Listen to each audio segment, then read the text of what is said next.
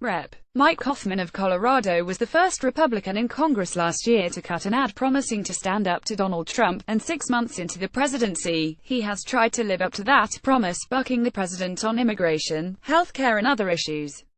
As Republicans try to defend their House majority next year, lawmakers like Mr. Coffman are trying to find that elusive middle between being a Republican and being a Trump Republican.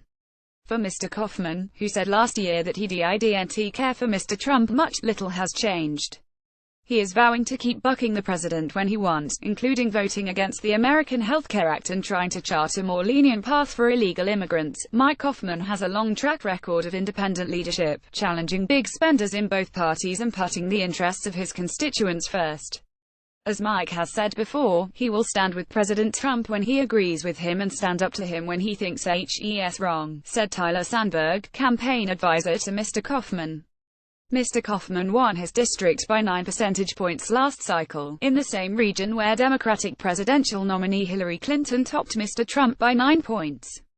Some Republicans say that's a good sign. Voters are willing to split their ticket and reward congressional Republicans even if they do not support Mr. Trump. One party strategist said that if incumbents such as Mr. Coffman can win swing districts when Mrs. Clinton or Barack Obama is on the ballot, then they are strong enough to win midterm elections.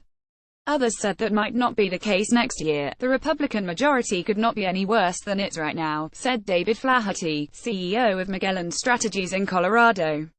He said Republicans like Mr. Coffman will need to switch up their campaign strategies now that Mr. Trump is in the White House, and they can no longer sell themselves to voters as checks on government. Instead, it's Democrats who will be able to portray themselves as checks on a runaway Republican Party. The generic ballot test, when voters are asked if they would vote for a Democrat or a Republican in their district's congressional election next year, is tilting toward Democrats by 9 percentage points, according to Real Clear Politics' average of polls. Mr. Coffman is one of nearly 24 Republicans representing districts Mrs. Clinton won last year. Another is Rep. Barbara Comstock, Virginia Republican, whose district stretches from the Shenandoah Valley to the Washington suburbs. Ms. Comstock won her district in November by 6 points, and Mrs. Clinton won it by 10 points.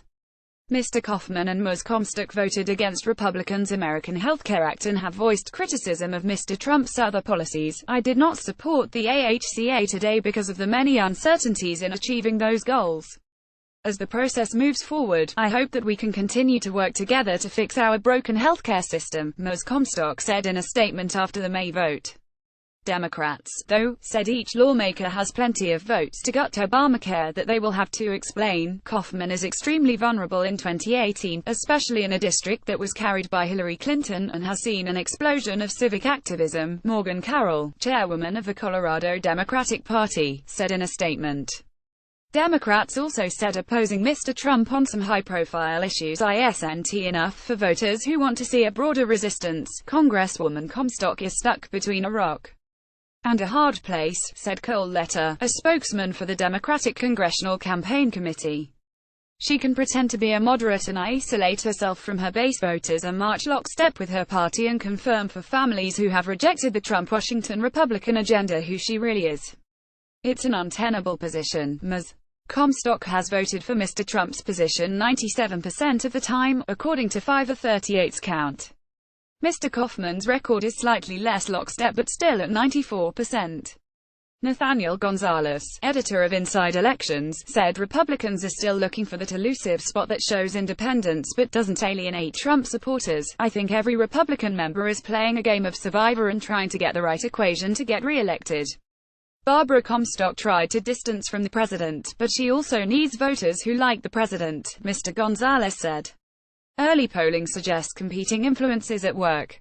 A Washington Post-ABC News poll last month found a slight majority of voters, 52%, want Democrats to take control of Congress next year, but Republicans and Trump voters are more enthusiastic about their candidates. Democrats say they have much better odds than Republicans because of Mr. Trump's historically low approval ratings and because the party in power usually loses some seats in midterm elections. Republicans are in a race to the right to see who can be the Trumpiest candidate. Voters in Colorado understand that a vote for the Republican Party in 2018 is a vote for the Trump agenda of giving more tax breaks to millionaires and billionaires and then sticking middle-class and working families with the bill, Ms. Carroll said.